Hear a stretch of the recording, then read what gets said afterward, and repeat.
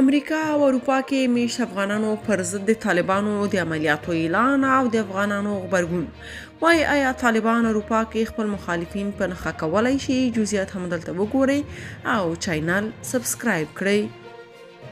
حقانی شبکې په اروپا او امریکا کې میشتو افغانانو ته د مرګ ګواښ وکړ.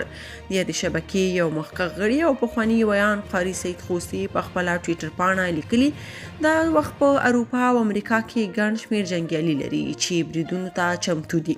ښاغلي خوستي د طالبانو له استخباراتي ادارې څخه غوښتي چې په اروپا او امریکا کې میشتو پلویانو ته هلته د میشتو کسانو د په نښه کولو او وژلو اجازه ورکړي. سید خوستي بهر میشتو افغانانو ته د ټامیانو، حیواناتو، د اوسانو او ډارونو په الفاظو خطاب کړی. د طالبانو یو بل مخکښ مشر جنرال مبین هم بهر میشتو افغانانو ته د خره زامن په الفاظو کې کنځلې کړي او وایي چې ژر به په بهرنیو هیوادونو کې د خپل مخالفینو د وژلو عملیات پیل کړي. که څه هم سید خوستي خپل ټویټ ډیلیټ کړی خو یاد ګواښونه د خلکو سختو غبرګونونو سره مخ شوي چې یو شمېر دلته تاسو سره شریکو.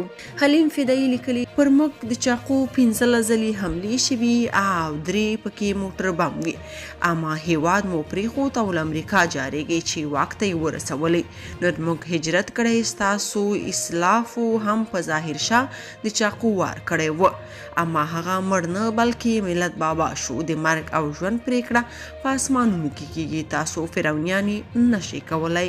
نثار احمد لیکلي که موږ تېښته کولی تېر 20 کلونو کې تر ټولو ښه فرصت و. هر چا کولی شول چې ووځي مګر هیڅوک نه واته ځکه د خپل وطن خدمت ته یې دوام ورکړی و.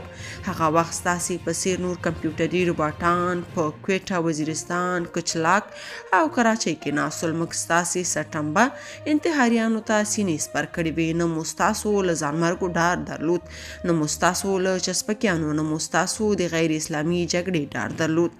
د افغانستان سقوطېدل یوه سیاسي ډرامه وه. که دا ډرامه نه وای تاسې به 15,000 کلونه هم واک نسو نیولی. تاسې به د خپل هر یو جنایت حساب پرې کوئ. قاري عیسی لیکلي دا ګواښونو زموږ عزم او اراده نور هم قوي کوي. د ګواښونو زموږ د مبارزې قوت او زور خلکو ته ښکاره کړ. دا ګواښونه موږ ته ډاډ راکوي چې موږ قوي یو. موږ د دوی نظام خطر او زلزال سره مخ کړی دی. دوی زموږ څخه د نظام د سقوط ویره لري. موږ یې وزره د دوی د ګواښونو پروا نه ساتو. زموږ مبارزه ورځ تر بلې قوت پیدا کوي. عصمت قانی لیکلي وزوی د لوی شه چرګ د په تنده ښوروا. یو امریکایي اسکر به د خوست په شمال خوړ کې سندره کوله.